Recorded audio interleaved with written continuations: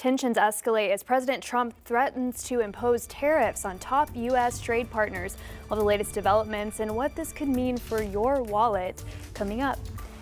And a community unites to support a firefighter recovering from a life-threatening accident. We'll tell you how they're giving back. Covering news where you live. This is 5 News at Noon. Thank you for joining us today for your 5 News at Noon. I'm Morgan Wrigley here with meteorologist Stephen Elmore.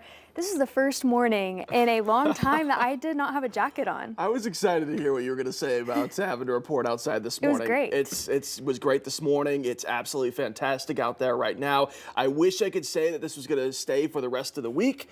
Unfortunately, it's not. We're still going to be on the warmer side, but today is definitely the warmest day that we're going to have the rest of this week. Today, so far, we're getting pretty close to already breaking a few records out there, or at least tying them across northwest Arkansas and the River Valley. Low to mid 70s all across the board right now. It is absolutely fantastic out there. Plenty of sunshine, warmest air we have felt so far this season.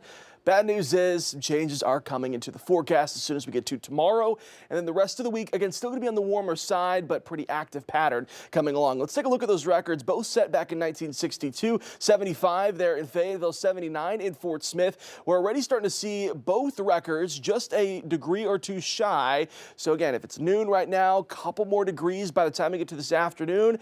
Maybe we at least tie a few records or break a few by the time we get later on for today. Northwest Arkansas, the rest of the day today, temperatures reaching up into those low to mid 70s. Plenty of sunshine throughout the rest of this evening. If you can't get outside, you're at work, whatever it may be, this evening it's going to be gorgeous as well. Temperatures staying into those mid 50s across the River Valley. Daytime highs today, again, going to climb up to the mid to upper 70s today. Plenty of sunshine. This evening is going to be absolutely gorgeous outside. The one thing you have to look out for is that those winds may be on the stronger side for today. Wind gusts right around 30 miles per hour. By the time we get to tomorrow, that next cold front's going to come in. It's going to bring some cooler air and some rain chances. We'll talk about it coming up.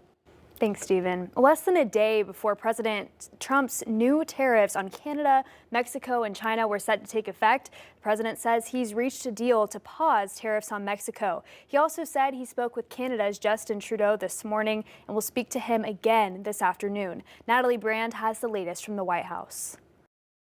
From automakers to home builders, farmers and restaurants, businesses may be breathing a sigh of relief over news President Trump's tariffs on Mexican goods have been put on pause. I'm a little worried just because prices are going to go up. Leonardo Gomez says the family-owned grocery store he manages in Milwaukee relies on products from Mexico. Our tomatoes, our avocados, our limes. And I'm just talking about produce. The Trump administration's executive order had threatened 25% tariffs on imports from Canada and Mexico as part of an effort to curb illegal drugs and immigration. We may have short-term a little pain, and people understand that, but long-term, the United States has been ripped off by virtually every country. But Mexico's president said Monday tariffs have been paused for a month as the country beefs up border security. Canada had vowed 25% retaliatory tariffs, but President Trump said he is planning to talk to Prime Minister Justin Trudeau again this afternoon. We didn't ask for this, but we will not back down.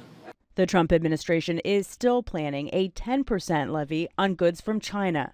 The Trump administration is also taking aim at the U.S. Agency for International Development.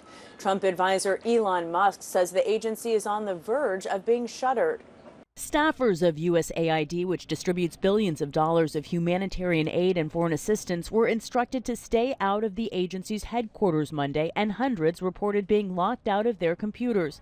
American values of generosity, of democracy, of freedom are all under assault. Democratic lawmakers say any changes to the agency, such as folding it into the State Department, must be approved by Congress. Natalie Brand, CBS News, the White House.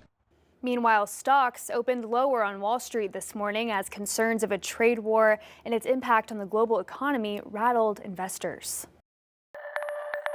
The situation is fluid and it is active. Now, that was Mayor Sherrell Parker providing an update on the deadly plane crash in Philadelphia, calling the situation fluid as investigators continue to look into that. All 6 people on board, including a pediatric patient, her mother, and the flight crew, were killed. The NTSB has been investigating the crash site in Philadelphia since Friday, working with local, state, and federal officials. They're searching for crucial evidence that could explain what caused the crash. While nearly all services have been restored, officials are still unsure of the full extent of the damage, with at least 11 homes significantly impacted. A town hall is set for Wednesday to support those affected. And a suspect is behind bars after a body was found near a rest area on I-40. Darius Simmons was taken into custody 4 weeks after the death of German Portillo Batres. The victim's body was found near the rest area by Ozark. State police investigators say Simmons was arrested in Michigan and is now charged with first-degree murder and aggravated robbery. He's still awaiting extradition to Arkansas. And the trial for a man accused of a triple murder in Madison County is back underway today. Hunter Chenoweth is accused of killing 3 family members in 2021. Lynn and Cheyenne Chenoweth, along with James McGehee, were found dead in a home near Wesley. Chenoweth is charged with 3 counts of capital murder and faces life in prison without parole or the death penalty if convicted. Court started this morning and will be in the courtroom all day with all the updates.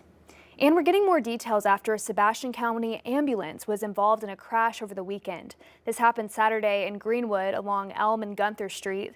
We're told paramedics were on a 911 call when they were involved in that head-on crash, and the 1 paramedic and a passenger in the truck were taken to the hospital with minor injuries. Sebastian County says both paramedics will be able to get back to work soon. Happening today, Oklahoma state lawmakers return to the Capitol to start their legislative session. More than 3,000 bills have already been filed for consideration this year.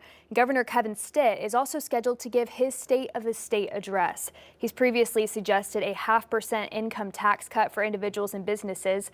We'll keep an eye on the session and bring you the latest here on 5 News. In Arkansas, lawmakers are 3 weeks into this year's legislative session, and we're checking back in with our area's legislators. We previously talked to Senator Bart Hester before the session started about work being proposed for Arkansas law. The Cave Springs senator continues to call for changes in higher education. We're desperate for engineers in all aspects of life, from southern Arkansas to northwest Arkansas to northeast Arkansas. We need engineers, so we're going to fund areas that we need. We're going to fund less areas like that end in studies.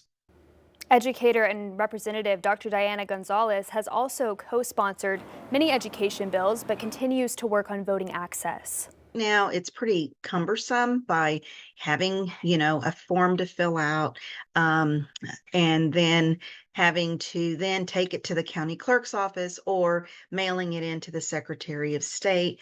There can be a much easier process.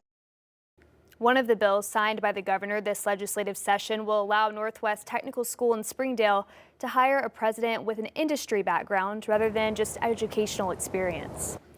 When Arkansas homelessness among those 50 and over is rapidly increasing. To address the growing crisis, a shelter in Rogers is expanding its services to help more seniors in need. The Way Station, a Northwest Arkansas nonprofit, is expanding to help these older adults facing homelessness. Executive Director Donna Schillinger calls it a growing health crisis. The group just secured a larger building in Rogers, allowing them to expand their transitional housing and day shelter programs. We do both of those. We do the large shelter numbers plus the transitional housing. When we move Way Station, that will enable us to expand for 6 more individuals here. So that will make this the largest transitional housing in Benton County. She says increasing affordable housing is crucial for the older generation, as limited units and evictions leave many with few options. The Gravette Fire Department is rallying behind one of their firefighters after he was injured in an off-duty motorcycle accident. This weekend, the department raised money for Tyler Shambles. 5 News reporter Parker Abels has more. Since January 31st, Tyler Shambles has been fighting for his life in the ICU after a devastating motorcycle accident.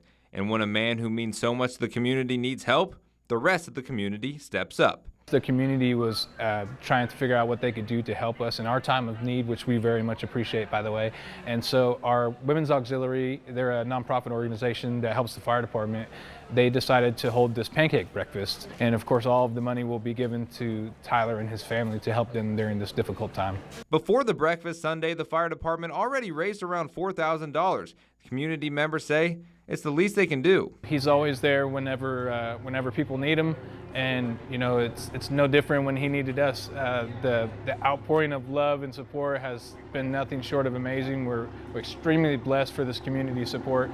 We could never thank you all enough. He is known to be a big part of the community and contributing in any way he can, so it's important for us to want to give back to that family that gives so much to their own communities. And after the breakfast, the proceeds went up to almost $15,000, and Alicia Harp with the Gravette Women's Auxiliary hopes that money they raised can help them beyond Tyler's time in the hospital. We are hoping to be able to support them for quite a while, even after Tyler gets home, so that the family can just relax and focus on him healing. And most importantly, Travis Harp with the department says Tyler is starting to get better. As of last night, they did a procedure and they put a stent in his head so he could drain some of the pressure off of his brain. His intracranial pressure has returned to somewhat normal, and they anticipate within the next couple of days taking him off of life support. In Gravette, covering news where you live, Parker Abels, 5 News.